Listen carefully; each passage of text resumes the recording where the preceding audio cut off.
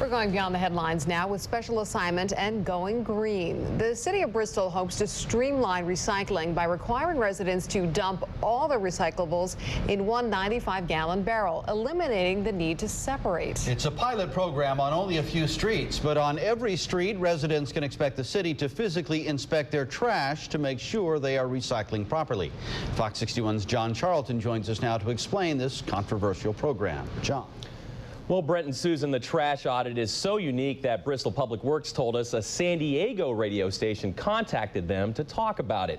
Although Public Works said everyone in Bristol would at one time or another be audited, the department admitted it hadn't yet reached into the trash of city leaders. After making sure it was legal first, photographer Nick Detlefson and I beat Public Works to the punch, taking the audit to the very people who approved it.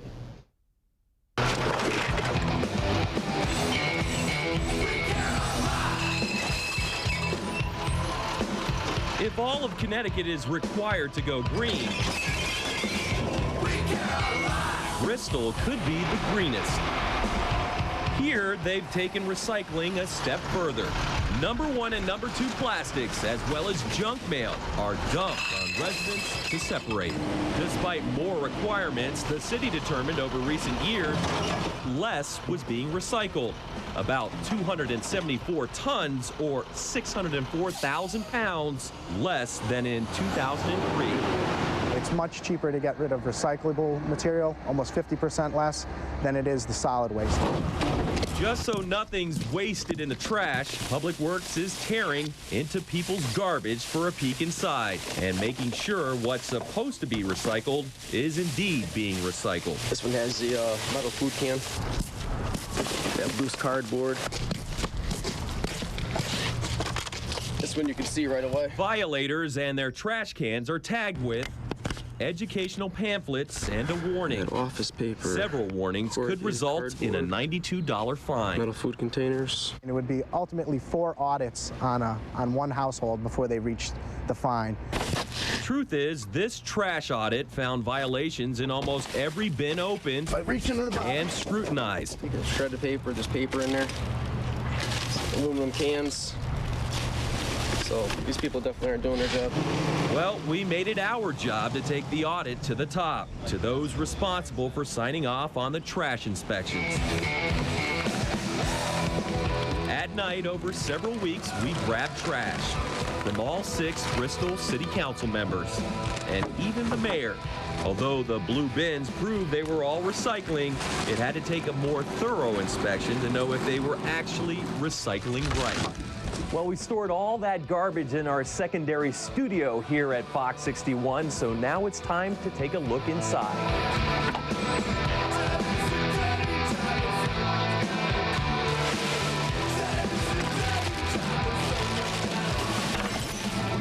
Newspaper. Type 1. Oh, here's another bottle of water. We had to dig deep to find violations, but none of the city leaders was completely clean. Clean tinfoil can be recycled. The one mistake they all made was junk mail and receipts. Junk mail again. Paper that could have been recycled, and for the sake of one council member, should have been disposed of properly. Here's more financial information that should be shredded. After all the ripping, the dumping, the sifting, and the smells. What is it? What's in it? It smells so bad. This was what we separated. A bag full of what should have been recycled. Dirt we now had on the politicians. If it's a mess, it's me. If it's a mistake, it's me. Then I shouldn't have done it. I'm guilty. I hope you found little white bags, too, from the kitty poops. How do you feel you recycle? I think you're going to tell me. What we found was Ken Cocaine tossed out clean aluminum foil and a honey bottle, a number 1 plastic. Greg Miner had water bottles in his trash. Mike Rimkowski was guilty of fruit containers and newspaper. Frank Nicastro overlooked a Dunkin' Donuts plastic cup. Kevin McCauley didn't recycle clean aluminum foil and newspaper. Cliff Block tossed out a metal coffee container. And Mayor Art Ward had a number 1 plastic fruit cup in his trash. All 7 of them, as mentioned before, should have separated their junk mail. Were you aware, though, that junk mail needed to be recycled now? Honestly, no. I did not know that until I looked up the regulations, and now I do it. I should be, again, recycling that, and now I know in the future that that needs to also go in my newspaper recycle bin. I think if there was junk mail or something in there, then shame on me. You know, I should got to try harder. Our audit may look like dirty politics, but the goal was to show how easy it is, even for lawmakers, to overlook certain recyclables. To their credit, the council members and the mayor graciously accepted their mistakes and admitted they're still learning like everybody else, and maintained the audit is not a bunch of rubbish. So if people like me who are on the council don't even know all the different products that we're supposed to recycle, then the average citizen probably doesn't know either. So yes, this is definitely a good thing. I plead guilty, and because of you, I'm going to watch what I'm doing. On special assignment, John Charlton, Fox 61 News at 10.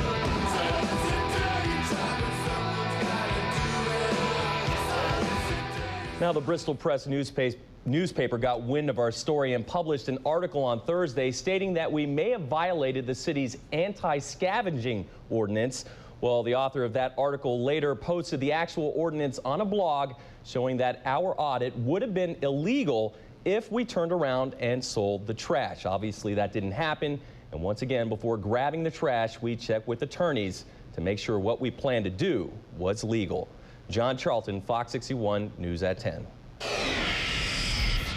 Flat screen TVs come with a hefty price tag, but